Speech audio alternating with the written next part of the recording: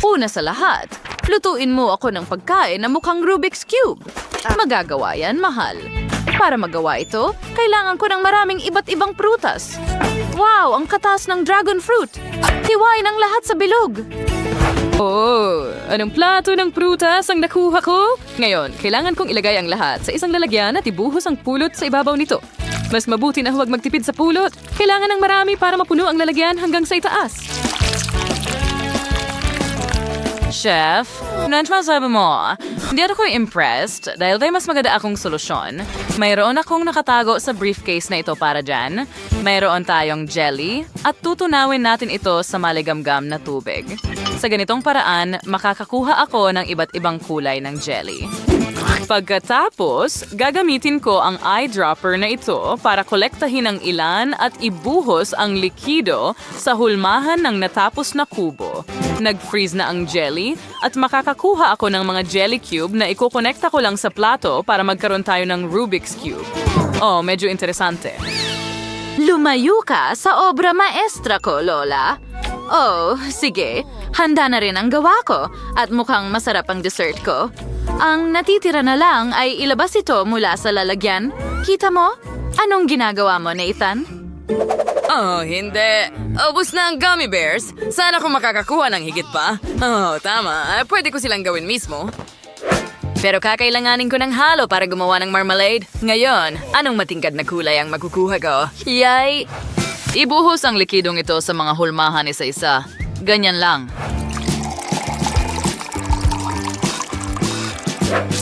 Nagelo sila. At wow! Tingnan mo, may gummy bears ako. At ang saya nila. Okay, may pula na ako. At nakagawa pa ako ng mas marami. Tingnan mo ang Rubik's Cube na iyon, hindi ako makapaniwala sa aking mga mata. Well, handa na ang lahat. Wow, ang ganda. Ano ito?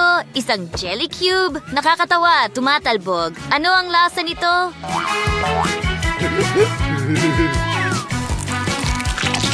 Aba, hindi masama. Oh, wow. Ano yan sa loob? Wow, totoong prutas. Kailangan nating subukan agad.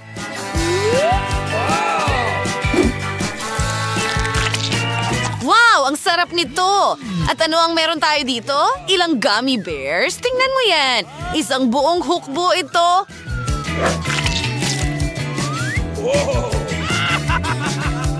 At ang paraan ng pag-unat nila, kamangha-mangha. Ang sarap nito. Yum, yum. Well, Nathan, ang cube mo talaga ang nanalo. Ito ay kamangha-mangha. Oh, alam ko na. Ang galing ko. Susunod, hihilingin ko sa iyo na gumawa ng sorbetes. Oh, magiging madali ito. Kailangan ko ng cream. Hindi ba ito cream? Well, ibuhos natin lahat ito sa blender. Pagkatapos, magdadagdag tayo ng asukal at vanilla extract.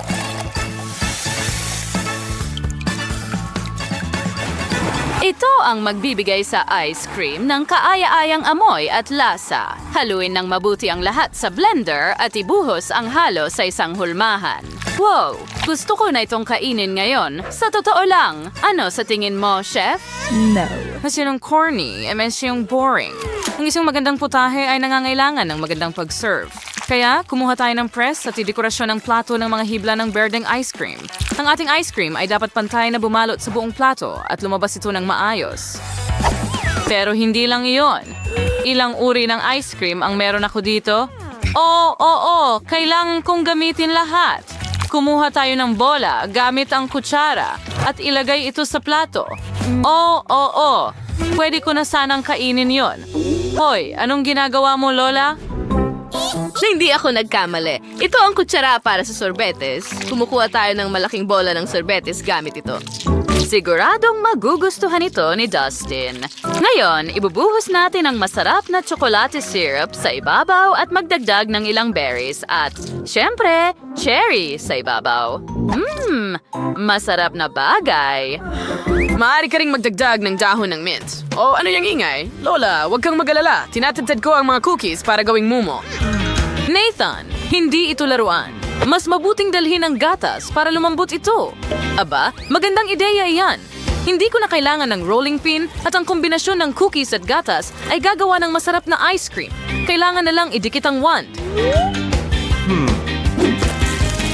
Okay, hindi natin kailangan yan.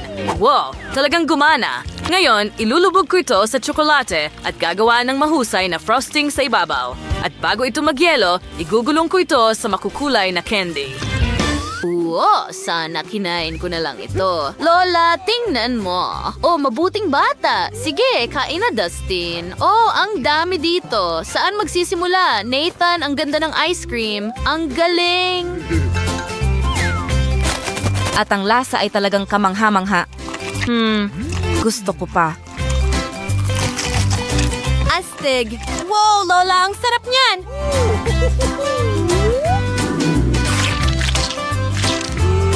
Oo. Kakainin ko rin yan. Masarap. Subukan natin ang cherry. Ang sarap at tamis. At paano naman ito? Kumuha tayo ng ice cream mula sa plato ng chef. Wow, mukhang pasta.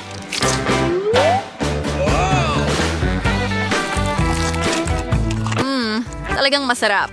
Paano kaya kung pagsamahin natin ang parehong lasa?